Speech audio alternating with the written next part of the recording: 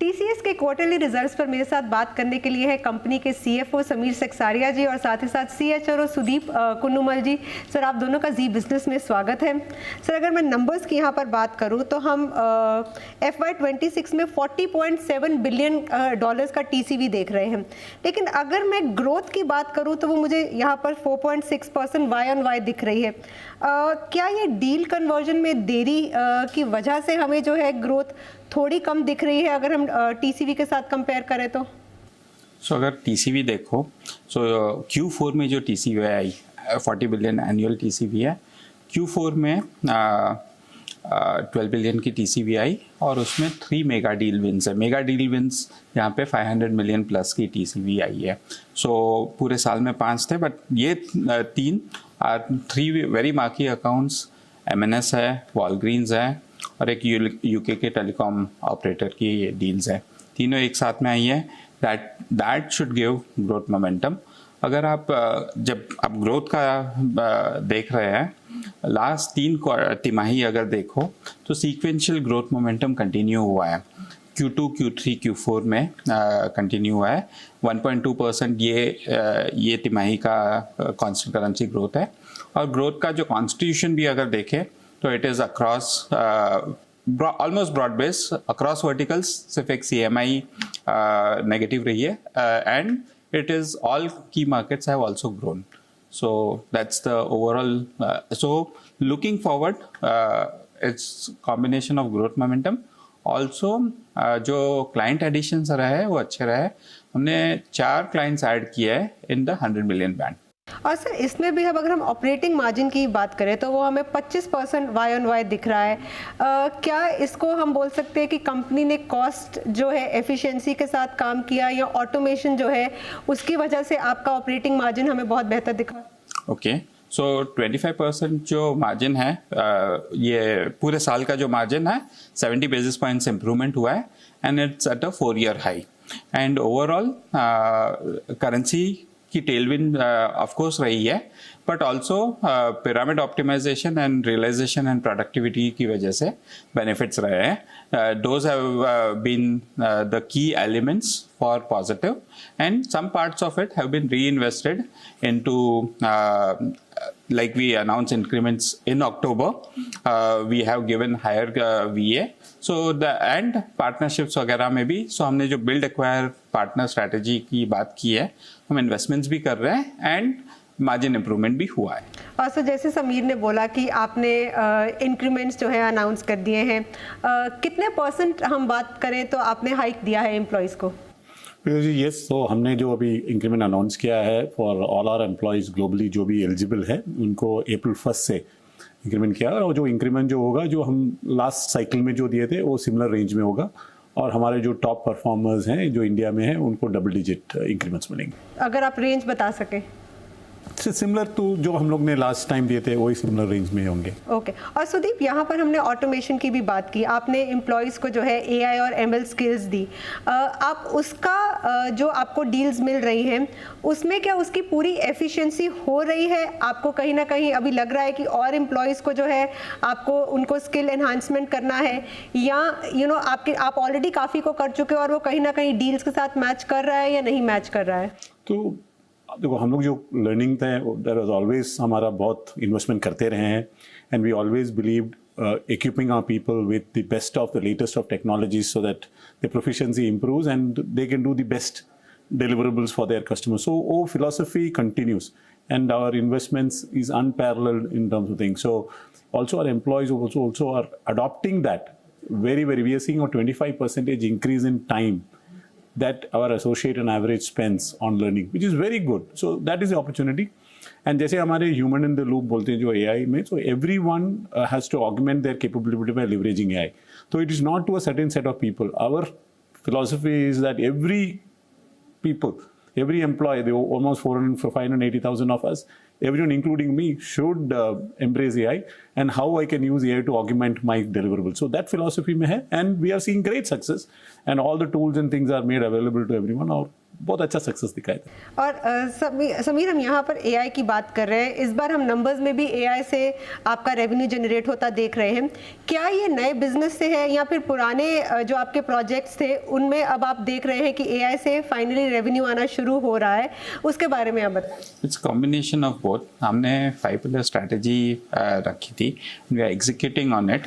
And अगर देखें तो पिछले तिमाही में एनुअलाइज रेट 1.8 बिलियन का था, उससे अभी ये तिमाही में ही 2.5 बिलियन है।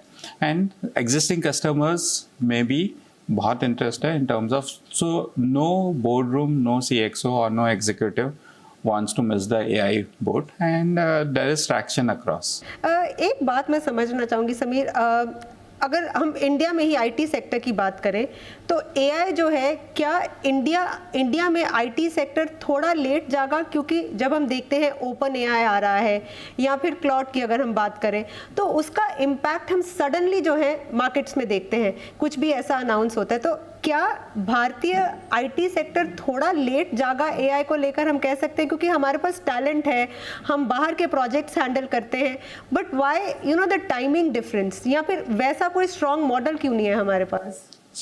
अगर हम TCS की बात करें, TCS की कोर स्ट्रेंथ्स है service integration, servicing the customers using various tools, technologies, frameworks which are available, and we have been using it.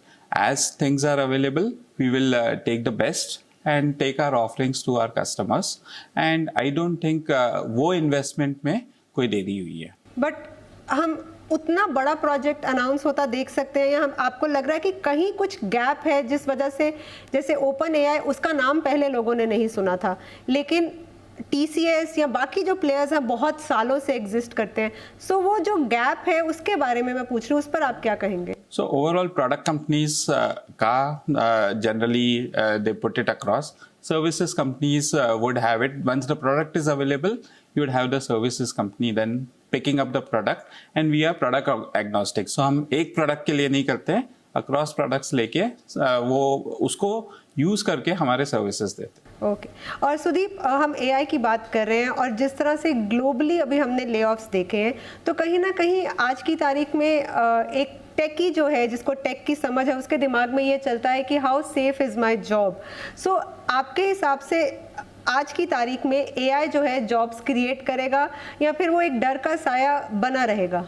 See, I'm a very opportunistic, futuristic and very positive person. And the way मैं जैसे सोचता हूँ, there is enough opportunity to grab, more than for everyone. क्या करना है? Use the opportunities around, upskill, learn, and keep an open mind and embrace the future. Nothing to worry. और इसने आपके हायरिंग प्लान्स पे कुछ इम्पैक्ट डाला है, फ्रेशर्स की भी हायरिंग को लेकर? नहीं कर रहे हैं हम लोग। जैसे लास्ट ईयर हमने 44,000 कैंपस ग्रेड्स को ऑनबोर्ड किए हैं एज TCS, हम globally, not just in India, across the globe. So our commitment to hire top talent from campuses, fresh talent remains, and we continue to be the largest. So वो रहा है, already हमने 25,000 offers campus में किए हैं, तो it is on and we continue to seek for more top talent across the levels, from leadership to the middle, from the experience pool also continue. So we are hiring for our demand and we are able to attract the best of the talent to join us.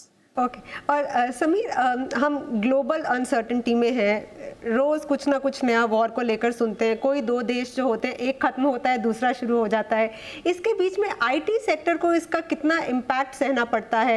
आपको क्या जो deals हैं उसे close होने में देरी दिख रही है या फिर नई डील्स के आने में देरी दिख रही है? आप इसका इम्पैक्ट कैसे और स्पेशली नंबर्स में कैसे देखते हैं? सो अगर अभी वेस्ट एशिया क्राइसिस को देखें, लास्ट 1-1.25 महीने से जो अनसर्टेनिटी है, उसका डायरेक्ट इम्पैक्ट फ़िलहाल नहीं है। हमारा मिडिल ईस्ट का एक्सपोजर कम है एंड वो भी इनफैक्ट ग्रो हुआ है, बट इनडायरेक्ट एक्सपोजर होता है because when our customers get impacted and अगर स्पेसिफिकली प्रोलॉन्ग रहा तो यू कैन एक्सपेक्ट कि डिसीजन मेकिंग में डिले हो सकता है, कॉन्ट्रैक्ट साइनिंग में डिले हो सकता है, and overall optimisation, customers optimise या कॉस्ट कट करना भी चाहे, जिसमें it could be an added advantage also for us. But और आप सबसे ज़्यादा डिमांड जो है कहाँ से आती देख रहे हैं और स्लो डाउन किस सेक्टर में देख रहे हैं?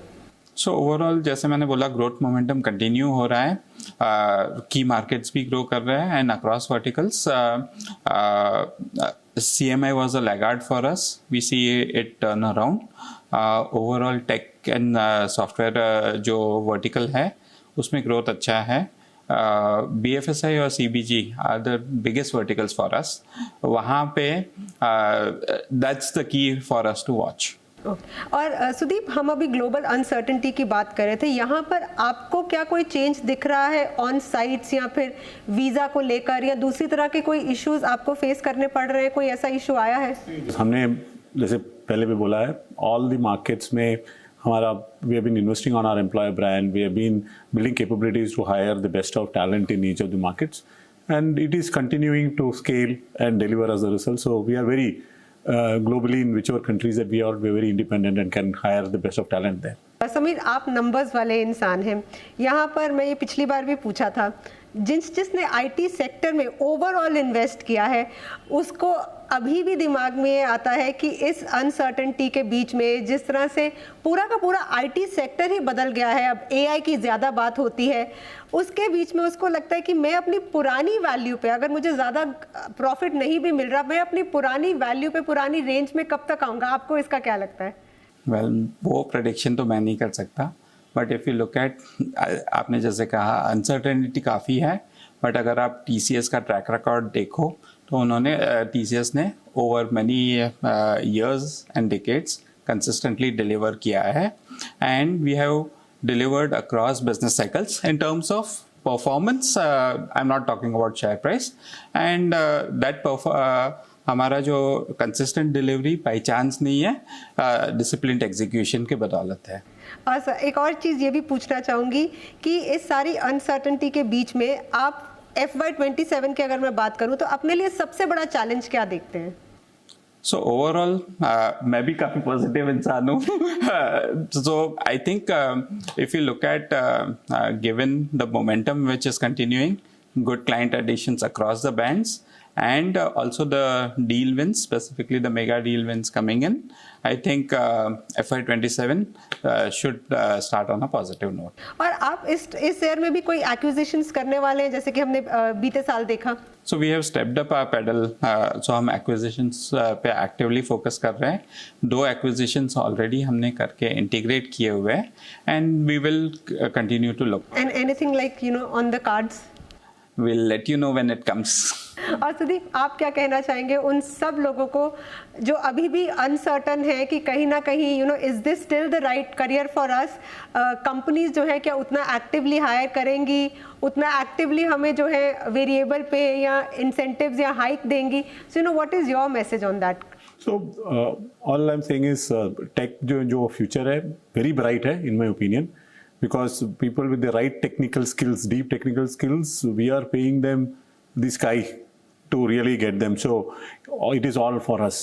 तो मैं only बोलूँगा कि very positive हूँ, make use of the opportunity, use everything to upskill and then able to demonstrate it and there's nothing to worry.